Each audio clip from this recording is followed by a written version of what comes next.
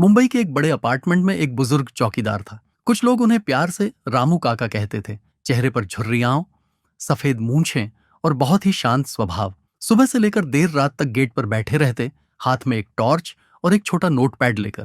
अधिकतर लोग उन्हें देखे बिना ही निकल जाते थे। उनके लिए वो बस एक चौकीदार थे जो गेट खोले, सिर हिलाए और चुपचाप बैठा रहे। लेकिन रिया, जो हाल ही में अपनी माँ के साथ वहां रहने आई थी, उसने कुछ और नोटिस किया। रिया ने देखा कि हर रात 10 बजे के बाद रामू काका टॉर्च लेकर बिल्डिंग में घूमते हैं, हर फ्लैट के बाहर रुकते हैं, कुछ लिखते हैं और चुपचाप एक नोट रख देते हैं। एक रात रिया की जिज्ञासा बढ़ गई। वो धीरे धीरे उनके पीछे पीछे चलती।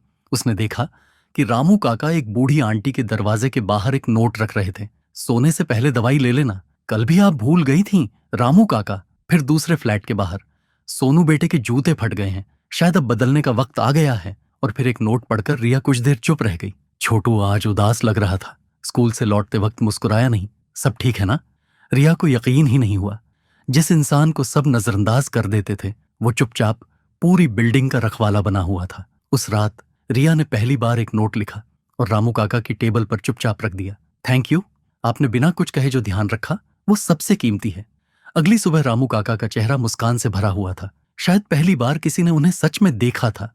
रिया ने वो नोट अपनी स्टोरी में भी डाला। हमारे अपार्टमेंट में एक सुपर हीरो रहता है जिसे हम सब ने अनदेखा किया।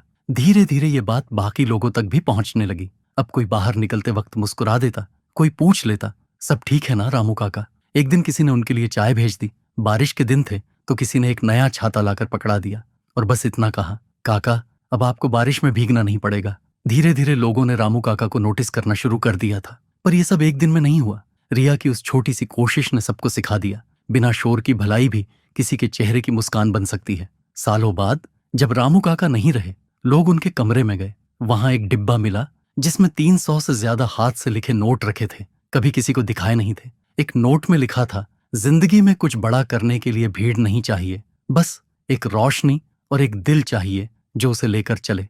हर छोटा किरदार एक बड़ा फर्क ला सकता है। अच्छे कामों के लिए शोर नहीं, सिर्फ एक सच्चा दिल चाहिए।